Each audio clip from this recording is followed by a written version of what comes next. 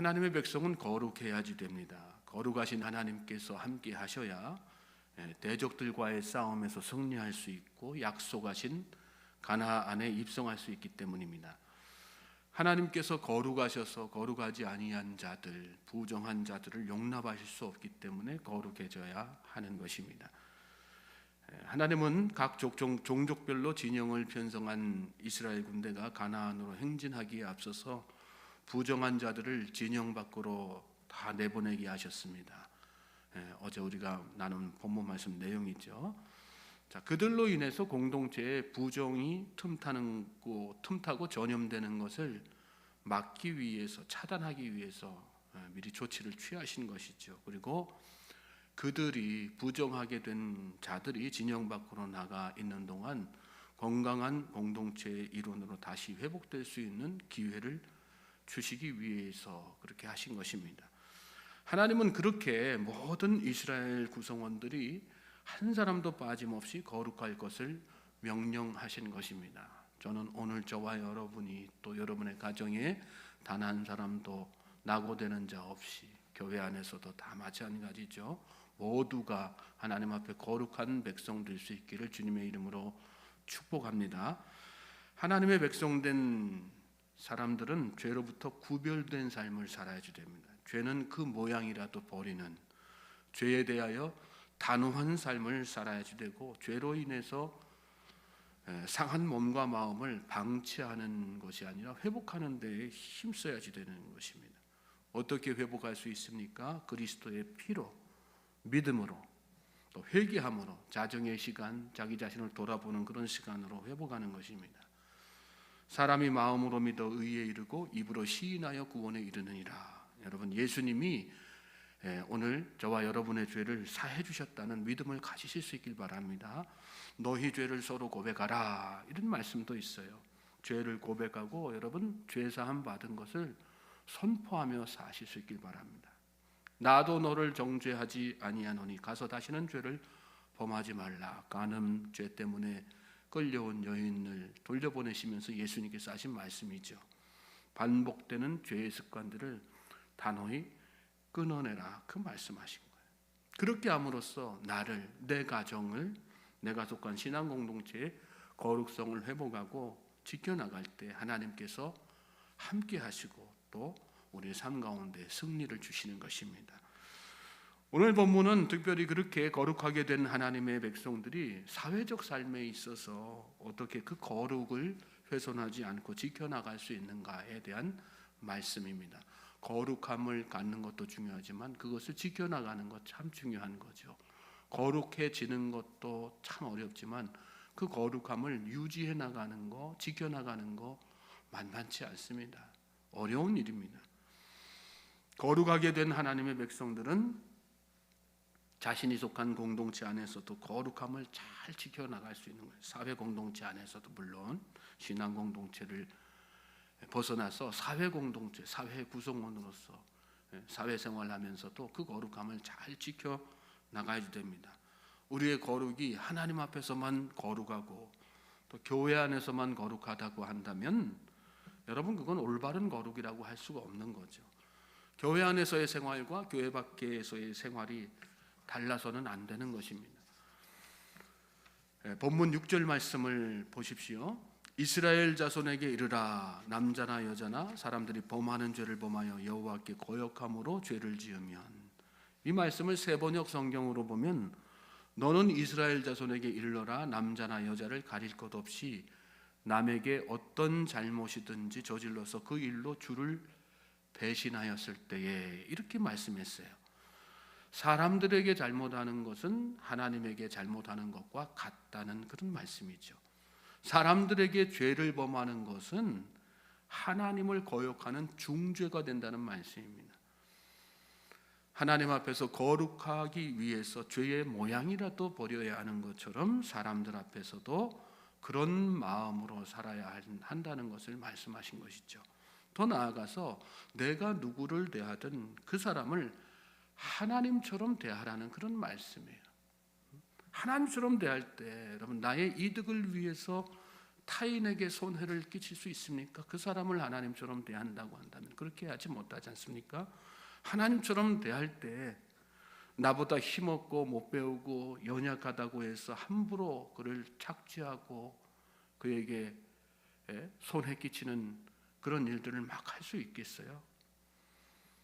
못하죠. 하나님이라고 생각하면, 하나님을 대하는 마음으로 대하면, 사람을 대하면. 다음 절에 보면 그 지은 죄를 자복하고 그 죄값을 온전히 갚되 온전에 5분의 1을 더하여 그가 죄를 지었던 그 사람에게 돌려줄 것이요. 배상법에 대한 말씀이거든요.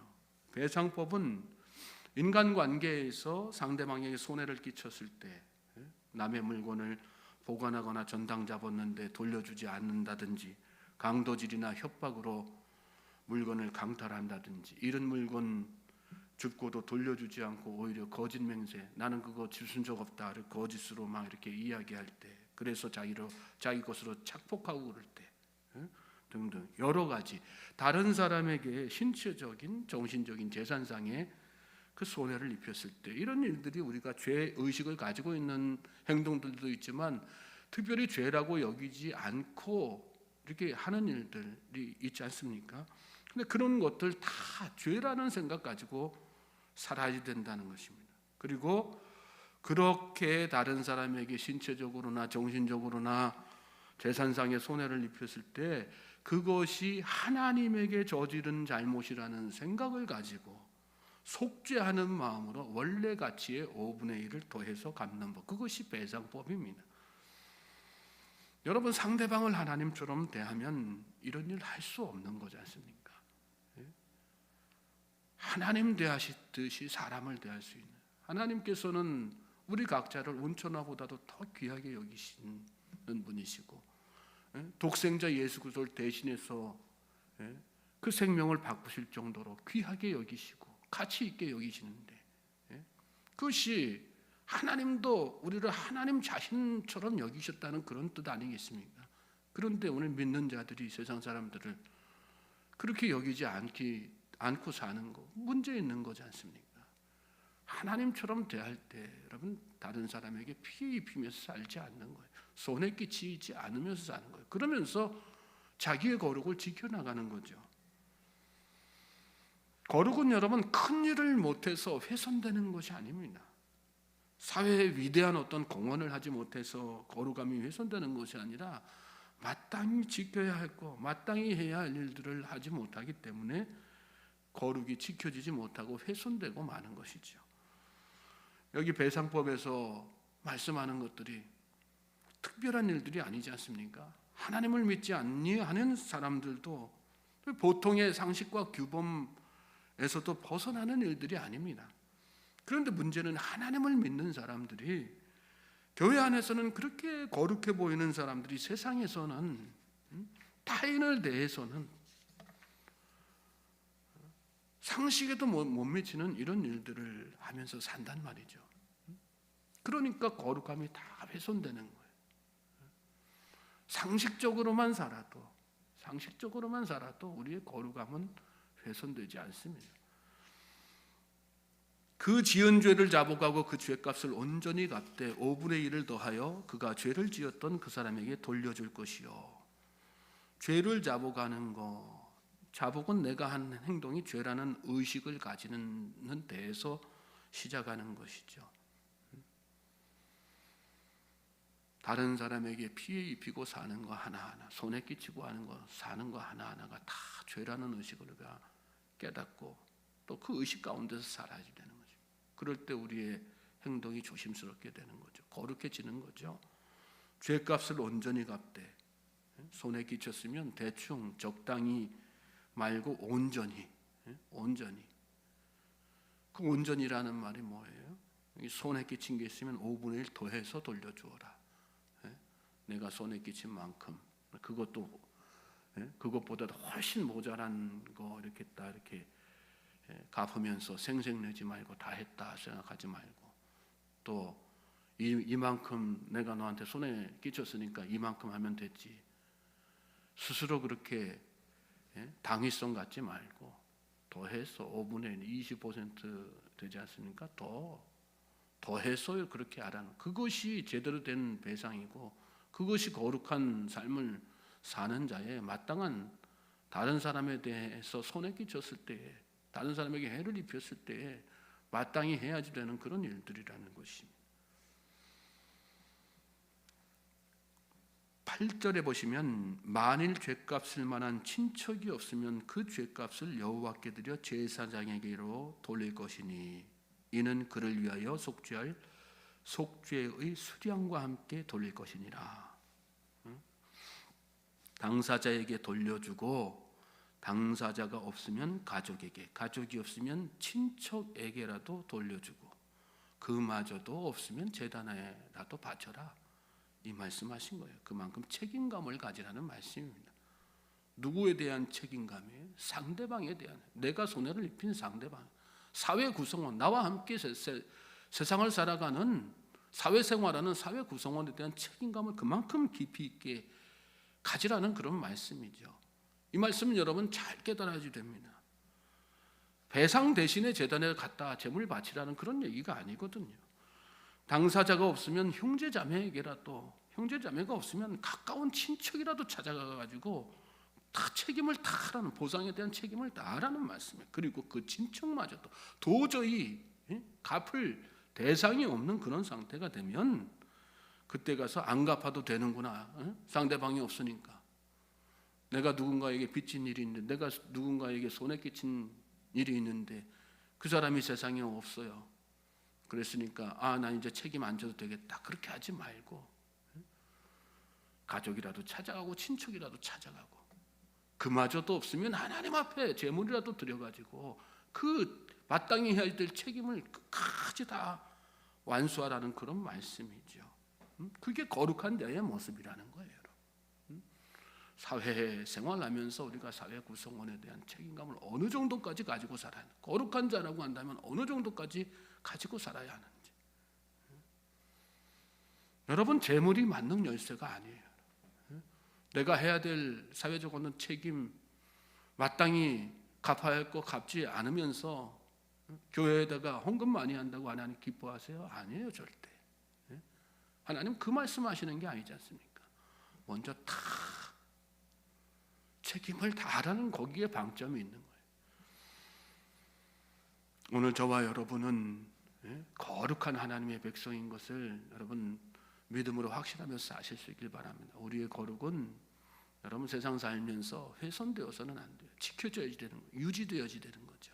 우리가 다 주님의 피값으로 거룩함을 받은 사람입니다. 얼마나 우리가 귀한 존재가 된 거예요. 그 귀한 존재가 되었는데 세상 가운데에서 우리가 잘못된 행동으로 마땅히 해야 될 도리도 하지 못함으로 말미암아 그 거룩함이, 또 그 가치가, 예수님의 보혈에 그 값어치가 다 상실되고 훼손되어야 되겠습니까? 그래서는 안 되는 거죠. 주님이 나를 피값으로 사셨다. 나는 거룩한 백성인데 그로 말미암아 거룩한 백성이 되었다. 세상에서 더 거룩한 나의 모습을 지켜나가야 되는 것입니다. 그것이 오늘 우리 사회생활 가운데에서 마땅히 여기 말씀 가운데 지켜져야 될 것, 책임 다하는 그 행동들을 통해서 유지되고 지켜진다는 생각을 가지고 이 하루도 더욱더 세상 사람들보다는 더 큰 책임감을 가지고, 예수님 때 사케오도 그런 마음이 다 회복되었을 때 이 사람도 아브라함의 자손이 되었도다 예수님이 축복하셨지 않습니까?